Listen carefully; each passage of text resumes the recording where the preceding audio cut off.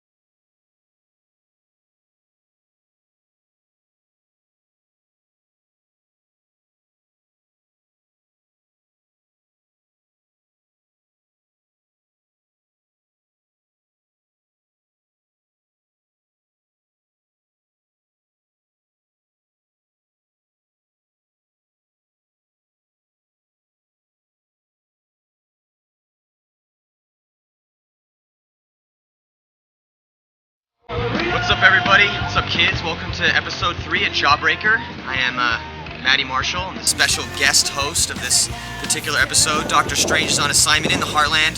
He's been working on the Rock Show and the Gear Bag episodes. Also, Rocky Cagnoni is working on the East Coast, chilling out there. But right now, I'm here in beautiful San Francisco with a very good friend of mine, Oliver Lang from Team Dynasty. Ollie, how you doing, buddy? What's up, Matty? You see, I've been trying to get on Jawbreaker for a long time now. Well, now you're here, and so we're going to be going through your hometown and checking it out. Yeah. You know, the East Bay, or the Bay Area in particular, has been, you know, a really big focal point for extreme culture. You know, you got bands like AFI coming out of here, Metallica, Rancid, Thrasher Magazine's out of San Francisco. Think, skate spots. yeah, tons. There's tons of hot skate spots up here. X Games were here. How has that kind of influenced you? You know, like growing up, being a skateboarder and an extreme culture kind of guy? Just being young, you know, in such a thriving city like San Francisco and even Marin County, you know, just seeing kids and, you know, seeing superstars in other sports and reading the magazines, you just want to be it, you know, you want to read it, you want to live it, you know? Nice. All right, well, besides just hanging out in San Francisco with Ollie right here, we got some cool features for you guys. We got an expanded gear bag. We got the new Dark shoe from Warp Sports, the Dark FT. Mixture of little Warp Sports, little Vans action together. That's pretty sick, I think. Hot. We got Faces. Gonna bring you the up-and-coming stars, 25 and under, in the MPPL, blowing it up. Amateur and pro. That's gonna be cool. The next Ollie Langs and such. Yeah, tons of stuff. We got Get in the Van. Avalanche heads down to Mexico to blow it up down there. That's gonna be pretty Mexico's fast. fresh. We've been down there. Yeah, definitely. We definitely have been down there for Team Fun. Fun. Yeah, definitely. So Avalanche will be blowing up in Mexico. We got some crazy action footage from Huntington Beach, from Toulouse, and Amsterdam. Definitely from Amsterdam for sure. While Oliver here takes us around his hometown and a little bit around San Francisco, we'd like to have you guys jet on over to the 2003 French World Cup and also check out some highlights of the Amsterdam stop on the Millennium Circuit. Word, it's gonna be hot. Where it's hot, blowing it up. Fresh, Nice. clean. Fresh and so clean. Dope. Will rock, style.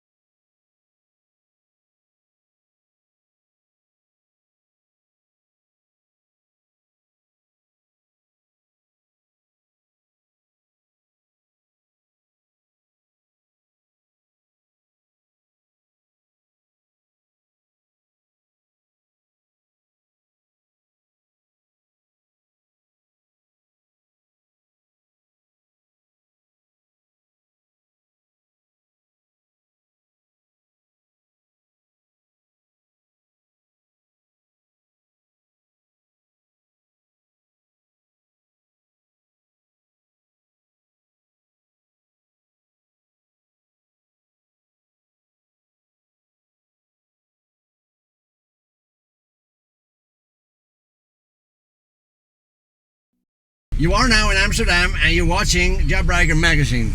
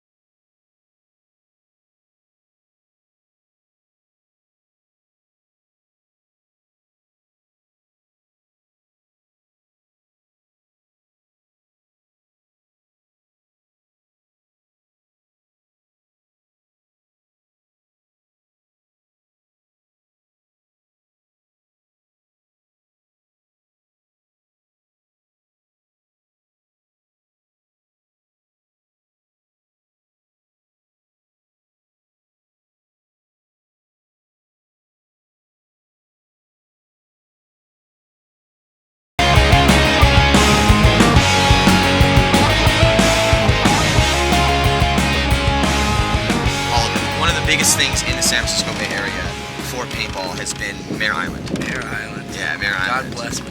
And it's gone now, unfortunately. But Bulldoze. epic names have come out of Mare Island. That was the Ironman training facility for many, many years. Both Ironmans. Both Ironmans. Well, when they were just one Ironman, blowing it up. Daryl Trent, all the Bob Long, all the old school guys, Shane Pastana, Marty Bush, you know, going into the next generation, the Billy Wings, the Eric Roberts. All of us came out of there, me, Ryan, Yosh, Alex, Brad, everybody. Yeah, everyone. I mean, that was like an epic, that was kind of an epic thing, you know what I'm saying? Like, kind of talk a little bit about how Mare Island affected that just big, huge, just soup bowl full of dope-ass paintball players. Like, how did that break down for you guys? Makes me want to shed a tear.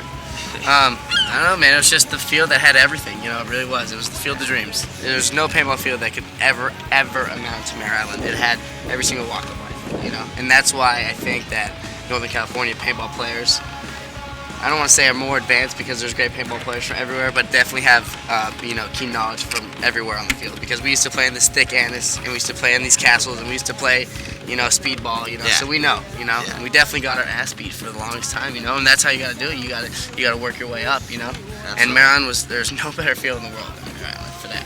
Yeah. I mean, getting beat down as like a little kid by Rich Telford and Bob Long's Ironman and Brad and all the cap guys, and like it was a learning experience. I'll tell you that much. Absolutely. It got me definitely to where I am today. For And sure. it also affected even Southern California paintball too, because then, I mean, you guys all live down there now, and now that Yeah. Mare Island's gone, it's like SC Village has kind of taken over the Awesome, mantle yeah. of like the best, most influential paintball field in the world title, Yeah. which was Mare Island's until they decided to demolish it. Cry. Yeah, but that's how things go. Yeah. Oh, well. But better. We're here at Baja Paintball in Tijuana, Mexico. Shout out to Jawwbraker Magazine.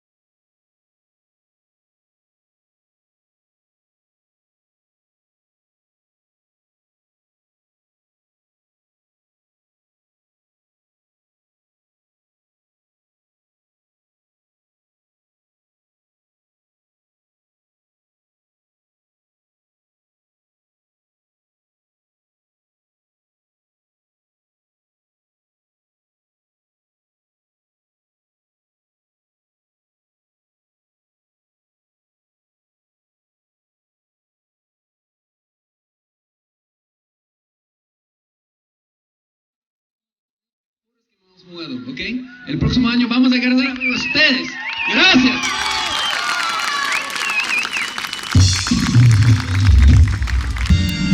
I had a great time. This is awesome. 187. Yo, this is Angel from Dynasty, Magazine Street, V-Town Hustler. You're watching Jawbreaker.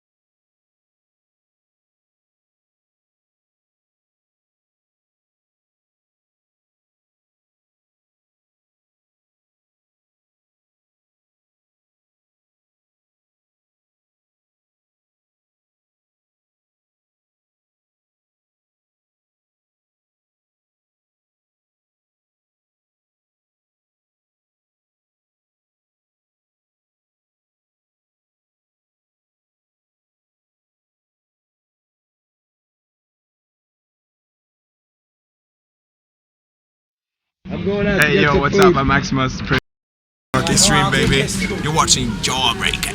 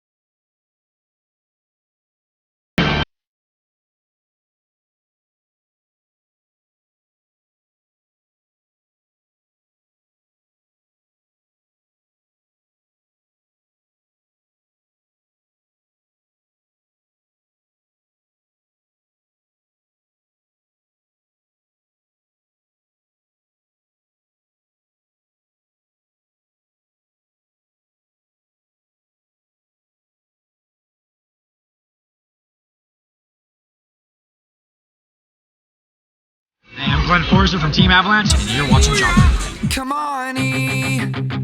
Try to go easy. We can do anything, anything, anything. Jawwbraker taking you to the rock show. We're here in the heartland, the Bottleneck, in Lawrence, Kansas. Super stoked to be on the bus with Chris, Jesse, and Joey. I don't think it's too much to say the legendary pop punk guys Lagwagon. We appreciate you joining us here.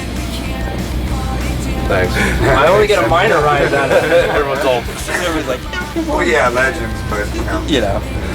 You guys have been around for a really long time. New record, Blaze, just came out.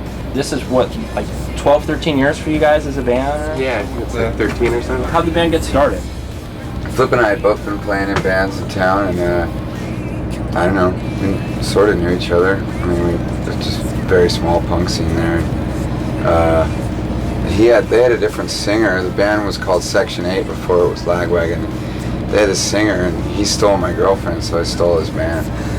That's the way I see it. A fair trade. Yeah. It started in vengeance. You know, I'm sure over the years a lot about the Fat sound or the Lagwagon sound, and you see a lot of bands in what's contemporary referred to as, you know, pop punk, even your Blink-182 citing how influential Lagwagon was for them. And I'm just curious, like, as a band, what do you still try to bring, you know, to your sound to really kind of give it, you know, you guys definitely have your own thing going. We try and sneak some metal in there, that's one thing. No question. That's probably predominantly the largest difference between us and most of the bands from our scene is that we have a larger metal background than most of those bands. I mean, you know, we grew up listening to bands like Bad Religion and RKL, but we also listened to Judas Priest and Iron Maiden and AC/DC and Rush and all these bands like that. So we're talking good metal, not glam metal, but like Maiden and... No, old school. I mean, we're old. We're old people. Hey, this is Joey. This is Chris. We're in Lagwagon. And you're watching Jawwbraker.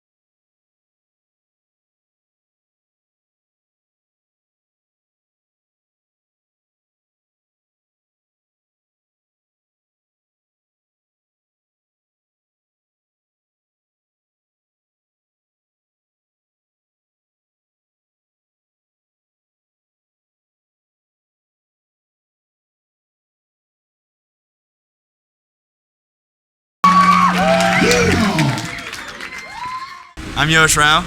And I'm Billy Wing. And we're from Team Ironman, and you're watching Jawwbraker.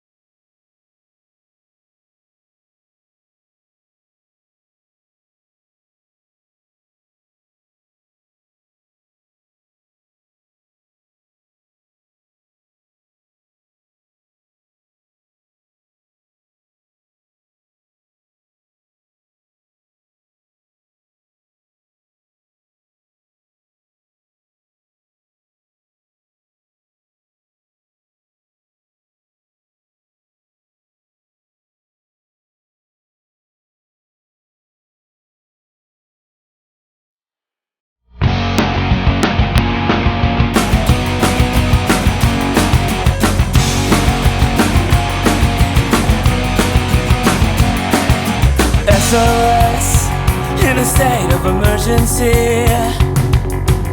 The situation and the bright eyes looking at me. Is there nowhere I could go? Lang, here at Union Square. It's like a kind of a focal point in San Francisco. Lots of stuff goes on here. I mean, there's lots of businesses and crazy stuff going on here at all times. Talk to us a little bit about Huntington Beach. It was like a focal point for paintball at the beginning of this year, and you guys did really well there. So just break it down a little bit for the home crowd. Yeah. It's just a whole new, it's a complete new tournament. They actually had spectators. They actually had foot traffic going through to watch us playing paintball. And they said it was like 30 grand a day or something like that. 30,000 people a day. I can't even tell you. All I just know is that there was just tons of people there, and everybody was loving it. And there's nothing more than what I wanted, my team wanted us to win that tournament, And we pulled up, driving by that place all the time, going to Chuck's house or whatever. It's never even fathoming there being a paintball tournament there, Yeah, and then driving up and seeing just a lit cloud of sand and bunkers and, and pro netting paintball, up. Your picture on a Budweiser poster, like in the bar. I mean, seeing all the trailers there, it was amazing. It actually made me feel like I was a real athlete there for a little bit. Just for a little bit. Yeah. But also, dude, I remember talking to you guys there right before you guys played the finals, and you were like, "Dude, I'm so nervous. I haven't been this nervous in so long," because it was just a totally different scene, man. It was the beach and. It was cool. It was kind of a start cool off, thing. Yeah. It was the beginning of the season. We had 2 months off, so we hadn't had any tournaments. And we're back into it, and they throw us in, and it was like just the biggest tournament of our lives, So it was definitely really nerve-wracking, and our families were there supporting us, which was definitely really cool. My mom had never really seen me play paintball before, and to show everybody and our families, that this is actually a real sport, and then to go out there and play. you know, and then get down and then come back, you know, in front of everybody. You know, everybody wants to see us, you know, do well. Yeah. It's our hometown, and then we lose the first game, we come back, and it was just so like nerve-wracking. Our hearts were just pounding. It was awesome. Well, hey, let's show some of the kids some of that action footage, man. Let's do it. There's got lots of different footage. Yeah, so let's just peace out of this. Sand. Peace out of Union Square and head to the beach, Huntington Beach. Check it out. Let's do it. Words.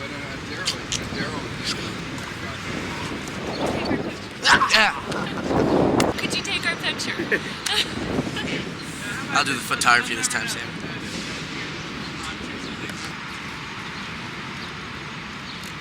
Thanks.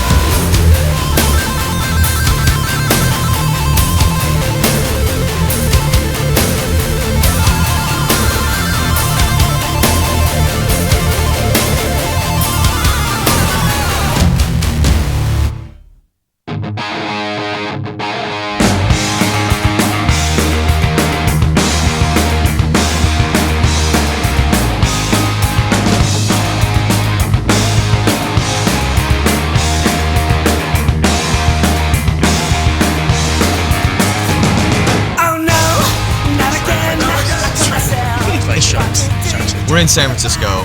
We're at Lombard Street. Break it down for us. Just talk a little bit about how San Francisco fits in with the whole extreme sports thing. How skateboarding, you started out skateboarding, you were going to go pro skateboarding. You're really big into that. Then you were like, well, guess what? I'm going to play paintball. So talk to us a little bit about how that transition worked. Talk to us a little bit about skateboarding and paintball together, how you came into that. Well, like every major city in the U.S., Los Angeles, San Francisco, New York, it thrives off of anything. You know? It's just an attraction. And, skateboarding here was huge. When I was growing up, just come take the Golden Gate Transit in, $1.25, 10, 11 years old, hanging out with older kids, coming in here, and we just skate all day. I don't know how my mom let me come over here, but we had a blast, man. I learned a lot. I met a lot of pro skateboarders, We used to go to Embarcadero, skateboard there. Actually, we got into a little tiff there with the cop one time. Got a ticket, got taken to jail. 13-year-old kids for skateboarding, got a ticket. My Did moms come down and bail you out? My skateboard got impounded for a good year and a half, which was like a big deal back then, Like, I didn't have any money, I'm like begging my mom for a new skateboard. Yeah. But there's they have the X Games here, and I was skateboarding before the X Games that even had skateboarding in it, So it's a major feat for me to come here and and see these kids I used to skateboard with. In the X Games, Yeah. And we used to just come over here and have a blast. So transitioning from the whole skateboarding thing to paintball. Now the industries, do you see some similarities between the industries? I see a lot. I mean, when I quit skateboarding, it was small. It's like how paintball is now. It was big in our own little world, right? Yeah. But now look at skateboarding. It's got Tony Hawk Pro Skater.